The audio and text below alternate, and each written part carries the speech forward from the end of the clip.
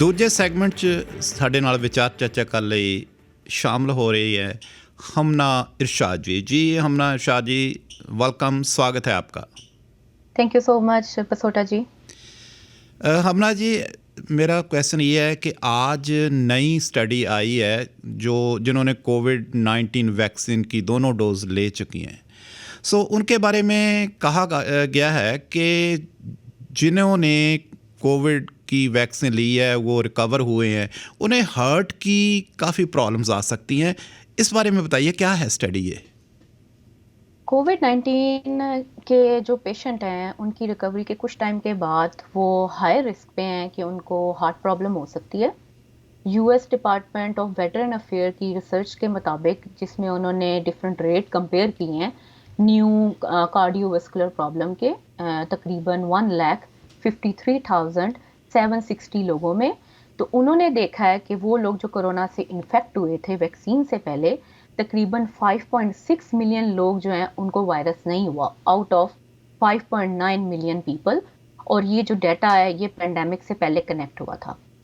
तकरीबन 1 साल के बाद जो लोग कोविड-19 से रिकवर हुए हैं, जो सर्वाइवर्स हैं, उनमें 63% हायर रिस्क है कि उनको हार्ट अटैक हो सकता है, 69% हायर रिस्क है कि उनको प्रॉब्लमेटिक हार्ट बीट हो सकती है, 52% हाई रिस्क है कि उनको स्ट्रोक हो सकता है, और 72% हाई रिस्क है कि उनका हार्ट फेलियर हो सकता है।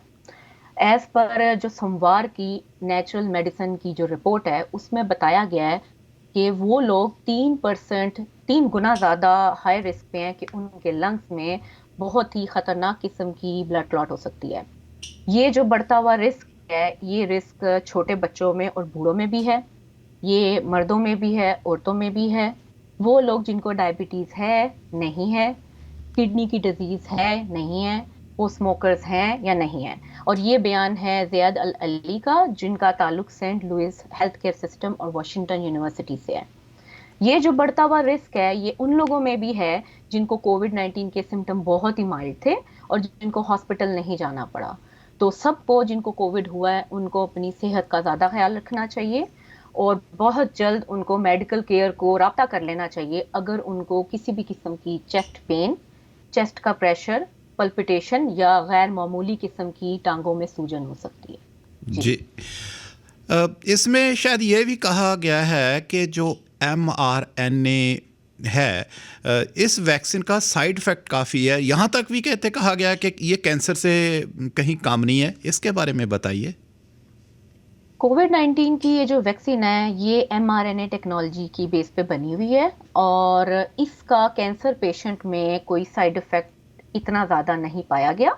रिसर्चर्स के मुताबिक 1756 रेसिपिएंट जो हैं जिनको 2 डोज फाइजर की लगी हैं, उनमें से तकरीबन 2/3 कैंसर के पेशेंट हैं या जिनकी कैंसर की हिस्ट्री रह चुकी है, और तकरीबन 12% जो हैं वो एक्टिवली कीमोथेरेपी, इम्यूनोथेरेपी और रेडिएशन थेरेपी ले रहे थे जब उनको वैक्सीनेशन लगी है, और 90% जो है उनमें सॉलिड ट्यूमर था।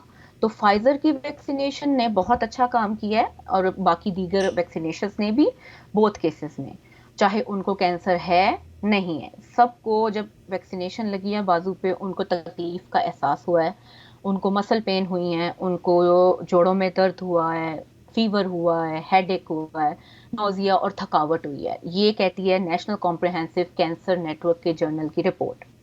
जी, ओवरऑल जो पोस्ट वैक्सीनेशन है उसकी रिपोर्ट के मुताबिक तकरीबन 73% जो हैं जिनको कैंसर हुआ है या नहीं हुआ और उन्होंने वैक्सीनेशन ली है, उनको इंजेक्शन साइट पे तकलीफ का मुजाहरा उनको हुआ है। ओवरऑल कह सकते हैं कि कैंसर पेशेंट्स हेजिटेंट थे शुरू में कि हमें वैक्सीनेशन लेनी चाहिए या नहीं लेनी चाहिए, बट कैंसर पेशेंट ने बहुत अच्छी टॉलरेंस शो की है टूवर्ड्स दिस वैक्सीनेशन। जी, जो ओमिक्रॉन है ये जब सेल्स में प्रवेश करता है तो क्या इम्पैक्ट पड़ता है उसका?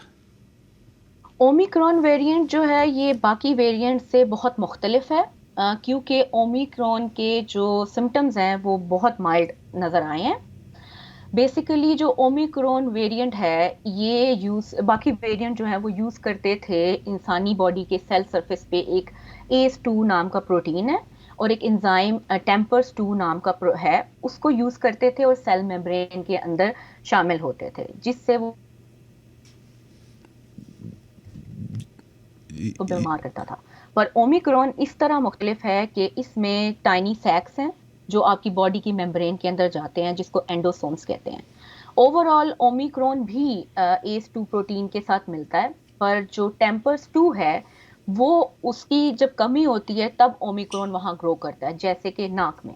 पर ये जो टेम्पर्स 2 एंजाइम है ये हमारे लंग्स में वाफिर मिकदार में पाया जाता है, इसलिए वहाँ ओमिक्रॉन अपना डेरा नहीं बसा सकता। और ओवरऑल देखा गया है रिसर्च में, डॉक्टर रविंदर गुप्ता जिनका ताल्लुक कैम्ब्रिज इंस्टीट्यूट ऑफ थ्योरोप्रेटिक इम्यूनोलॉजी और इन्फेक्शियस डिजीज से है, जो कि यूके में है, वो कहते हैं कि इस ओमिक्रॉन के सिम्टम्स बहुत माइल्ड रहे हैं और नमूनिया बहुत कम हुआ है, और इसकी रीज़न यही है। और एक ड्रग जो कि यूज़ होता है टेम्पर्स 2 के लिए, उसका नाम है केमोस्टेट मैक्सलेट, वो पैनक्रियाटिक ट्रीटमेंट के लिए होता है, तो उसके लिए बाकी सब बाकी कोविड के वेरिएंट के लिए बहुत मुफीद रहा है, पर ओमिक्रॉन के लिए नहीं रहा, क्योंकि उसमें मेजर कंपोनेंट टेम्पर्स 2 था। सो एहसन हमना इरशाद जो यूनिवर्सिटी स्टूडेंट्स ने, सो हमना जी बहुत मेहरबानी शामिल होने के लिए और जानकारी देने के लिए। बहुत शुक्रिया बसोटा जी। ਸੋ ਦੋਸਤੋ ਇਹ ਸੀ ਸਾਡੇ ਦੂਜੇ ਸੈਗਮੈਂਟ ਦਾ ਵਿਚਾਰ ਚਰਚਾ, ਕਮਰਸ਼ੀਅਲ ਬ੍ਰੇਕ। ਉਸ ਤੋਂ ਬਾਅਦ ਅਗਲੇ ਸੈਗਮੈਂਟ 'ਚ ਗੱਲਬਾਤ ਕਰਨ ਲਈ ਵਾਪਸ ਆਉਂਦੇ ਹਾਂ ਸ਼ਾਇਨਾ ਤਨਵੀਰ ਦੇ ਨਾਲ।